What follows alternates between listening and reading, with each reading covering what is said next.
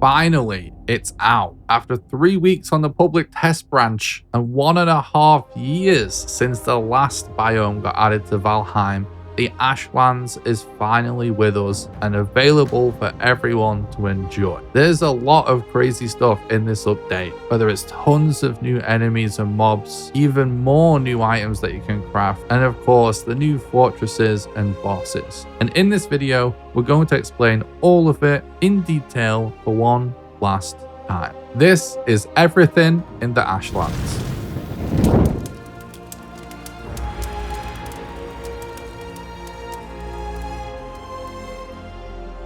Okay, so the item that the queen drops when defeated now has been turned into Majestic Carapace. Then with 1 Majestic Carapace, 5 bronze and 5 marble, you can build an Artisan Press, which is a new upgrade for the Artisan Table.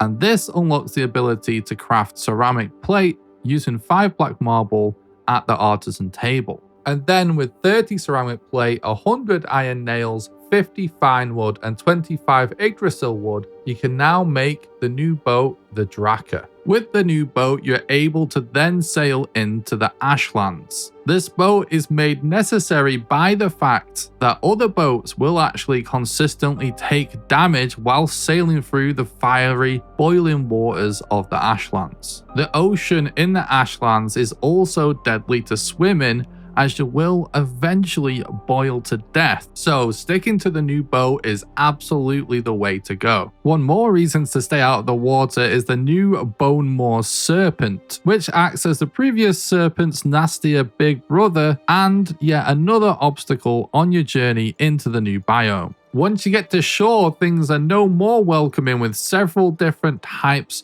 of chard, as well as a couple of new flying enemies in the form of vultures and valkyries. With the chard, there's several different types of enemies to deal with, such as chard warriors and archers, and there's also a new mob called the Asvin that can also be tricky to deal with because of its lunge attack. One of the less threatening enemies is the Chard Twitcher, which is actually more common. These enemies are a little easier to take care of, but they do move very fast and often spawn in larger numbers. There's also a new type of spawner that spawns in Chard that is much harder to destroy than other spawners in the game and can cause some locations to be absolutely swarmed with mobs. The Morgan is basically the new Ashlands equivalent to the Troll and easily the most chaotic enemy in the game so far, with an absolutely bonkers moveset that feels super chaotic during fights and is generally very creepy and very fun to look at. There's even a new type of blob that will actually explode if you get too close, and the Asvin can actually be tamed and mounted, and even has the ability to run on lava, which makes traversing the Ashlands super fun. One of the most important new additions are the new fortresses, which contain essential loot for progression and can be spotted from miles away due to this gigantic green shaft of light. They feature a new type of enemy ballista called the Skug that definitely complicates things when trying to get close. Inside the fortresses is definitely where you're going to be having some of your most challenging enemy encounters, as these locations are absolutely packed with enemies to deal with and provide some of the biggest challenges in the game so far. How you get inside is also interesting, as you can make the new battering ram with 20 ash wood, 10 flame metal and 2 Surtling cores, and this is the only way that you can actually break down the walls of the fortress to get inside. And even though climbing over by building a ladder is possible, this is definitely a much more fun way to gain entry. You can also attack fortresses with the new catapult and one of the new payload ammunitions for it, or attempt to launch yourself inside by standing on top and then loading it and just hope for the best.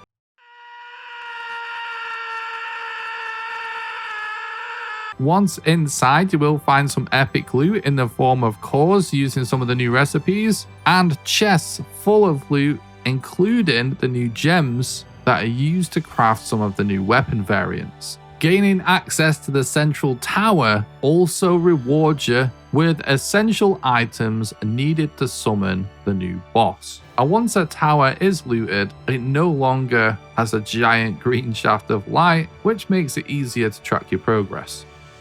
The central towers and fortresses are also a possible spawn location for the new Vegviseer that will lead you to the new boss. The new boss has one of the coolest summoning rituals in the game so far, and his spawn animation is absolutely incredible. This boss also has some of the most varied and interesting movesets out of any boss in the game so far, and is overall an absolutely epic boss fight that will definitely provide even experienced players with a higher level of challenge. The new boss ability is also genuinely awesome because it's actually useful, as it increases max carry weight and gives a plus 10% movement buff, which means that even without the strength belt, you can have a carry weight of 600. There's even an epic new mini boss that is the most difficult mini boss by far that can be found via some unique Vegviseers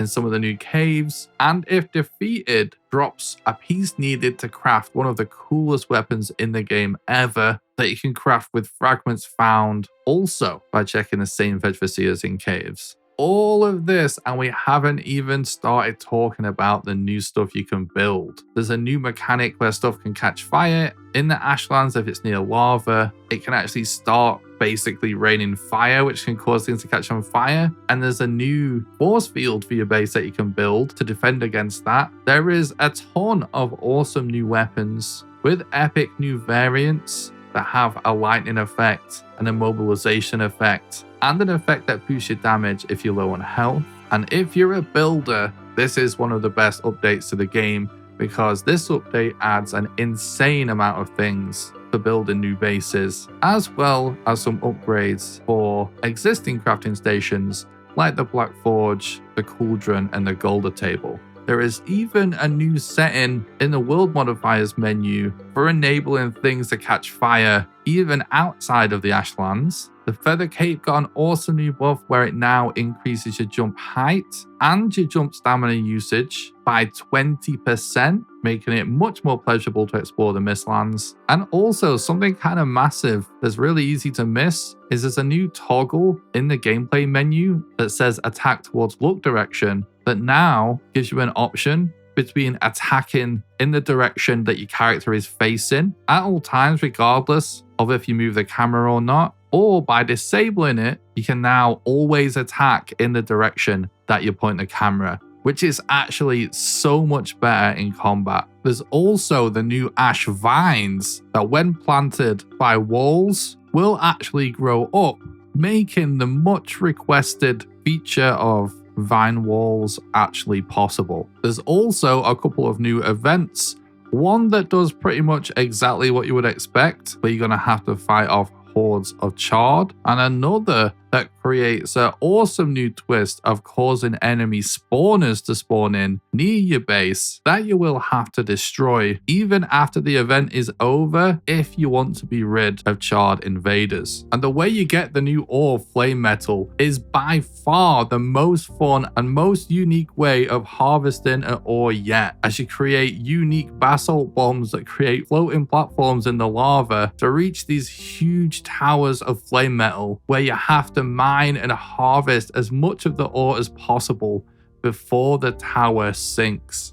And we also see the return of dwarves for some awesome new lore and world building. All in all, this is one of the biggest and best updates to the game ever, with some of the most unique and fun mechanics we've had so far. And I'm super excited to jump back into the Ashlands. But that's just about going to do it for this video. If you found this video useful, please don't forget to leave a like and a nice positive comment for the YouTube algorithm, and subscribe for future content. I do stream live on this very YouTube channel and also live on Twitch at twitch.tv/NickRawcliffe, so I'll leave a link in the description if you're interested in that. You can support the content financially on Patreon at patreon.com/NickRawcliffe, so I'll leave a link in the description if you're interested in that as well. You can follow me on social media and join my Discord at the links below. And until next time, have a good one.